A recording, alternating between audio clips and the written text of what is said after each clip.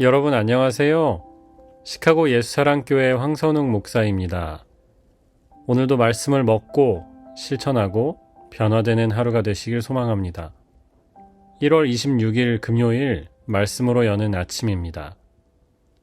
오늘 우리에게 주시는 말씀은 마가복음 9장 30절로 37절의 말씀입니다.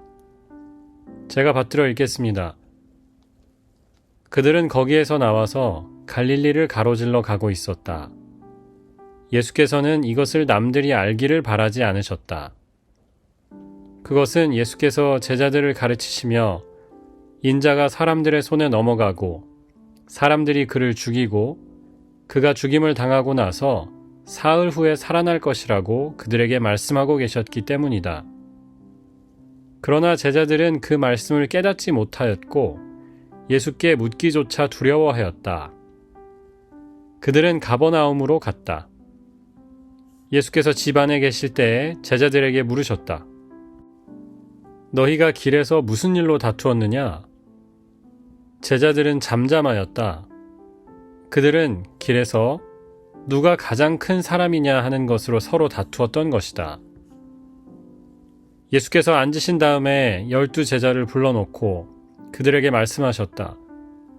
누구든지 첫째가 되고자 하면 그는 모든 사람의 꼴찌가 되어서 모든 사람을 섬겨야 한다.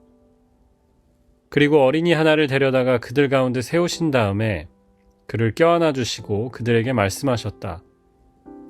누구든지 내 이름으로 이런 어린이들 가운데 하나를 영접하면 그는 나를 영접하는 것이요.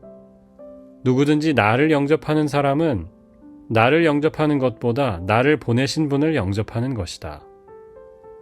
이는 주님의 백성에게 주시는 주님의 말씀입니다. 하나님께 감사드립니다. 오늘 말씀은 예수님의 두 번째 순환 예고를 담고 있습니다. 인자가 사람들의 손에 넘겨져 죽임을 당할 것이고 사흘 뒤에 살아날 것이다. 다시 한번 말씀하십니다. 첫 번째 순환 예고를 기억하시나요? 제자들의 거센 저항이 있었지요. 베드로는 나서서 주님을 혼내기까지 하면서 영어 성경에 rebuke라고 되어 있어요. 주님 그러시면 안 됩니다. 틀렸습니다. 라고 했었습니다. 다행히 오늘 두 번째 순환 예고에서는 제자들은 그저 침묵합니다. 하지만 32절은 분명히 말씀하시지요. 제자들은 그 말씀을 깨닫지 못하였고 순환 예고에 관한 주님의 말씀을 깨닫지 못하였고 예수께 묻기조차 두려워하였다라고 말씀합니다. 이 부분에서 의문이 생깁니다. 깨닫지 못했다는 것이 도대체 무슨 말인가? 다른 방식으로 질문해 본다면 제자들은 왜 아직 예수님과 같이 다니고 있는 것인가요? 주님께서 두 번째 말씀하신 것이라면 진짜로 그렇게 된다는 얘기거든요. 주님의 순환과 죽으심은 기정사실입니다. 물론 어떤 죽음일지 어떤 고난일지는 모르지만 이 일은 반드시 일어날 겁니다.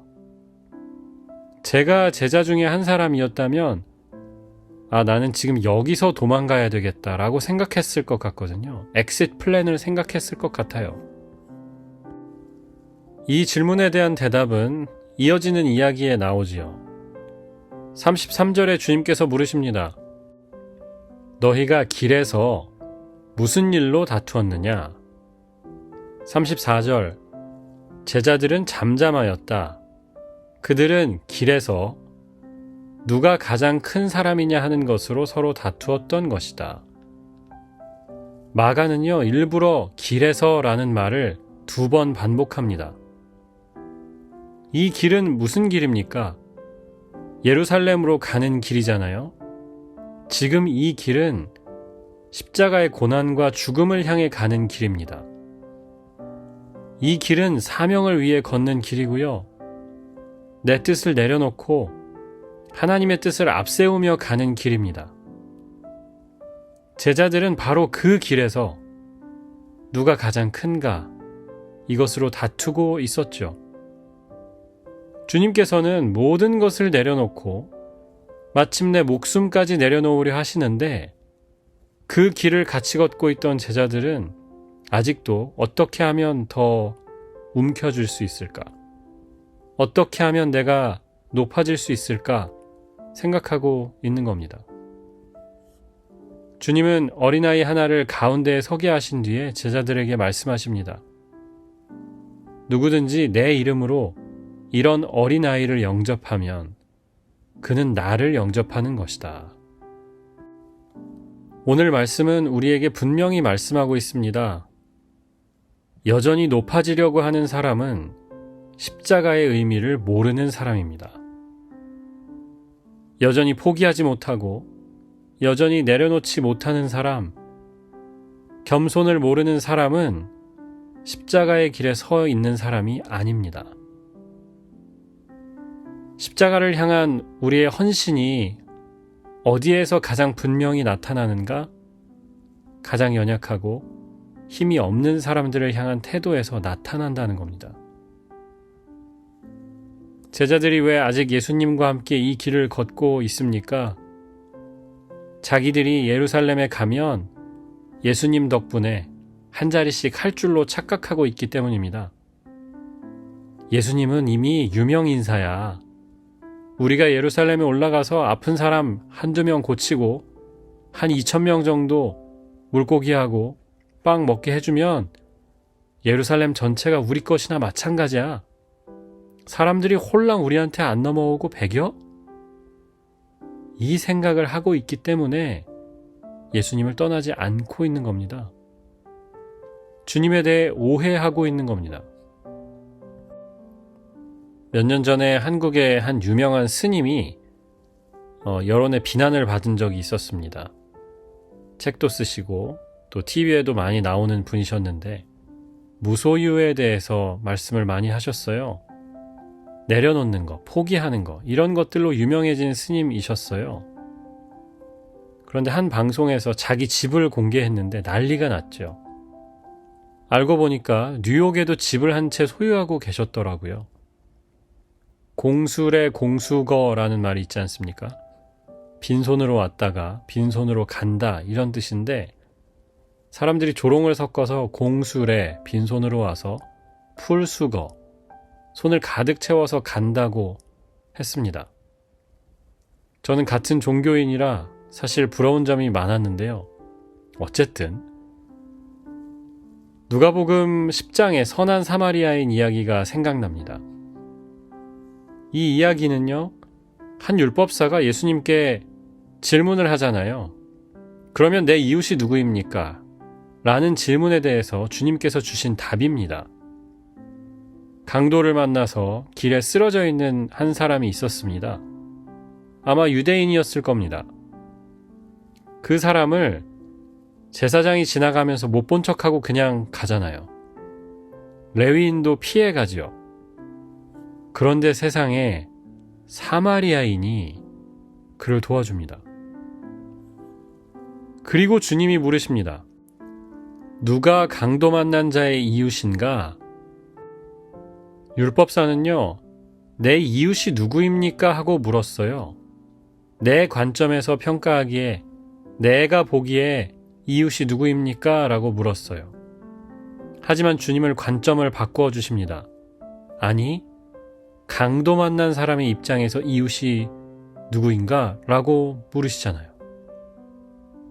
누구는 내 이웃이 될 수 있고 누구는 내 이웃이 아니고 그 판단을 하지 말라는 말씀입니다.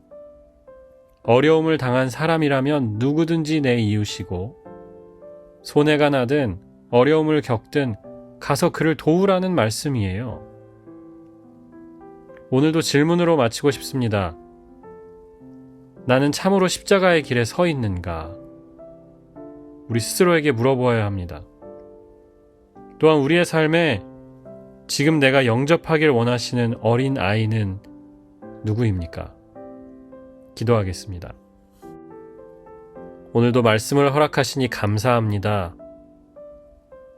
십자가의 길에 서 있는지 다시 반성하고 어떤 마음으로 우리가 이 길을 가고 있는지 주님을 따르고 있는지 다시 생각해 봅니다.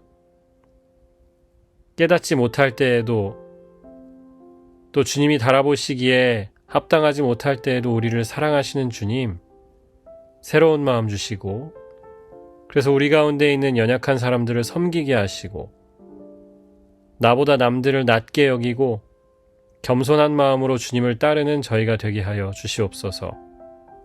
오늘 하루의 발걸음 주님께 맡기며 예수 그리스도의 이름으로 기도합니다. 아멘. 여러분 오늘도 좋은 하루 되시길 바랍니다. 저녁 8시에 금요예배 있고요. 내일 11시부터 7시까지 일청년부 수련회가 있습니다. 여러 모양으로 도와주신 분들 감사드리고요. 함께 기도해 주셨으면 좋겠어요. 그리고 이번 주일에는 김영복 목사님 모시고 함께 예배하는 것 다시 한번 말씀드립니다. 감사합니다.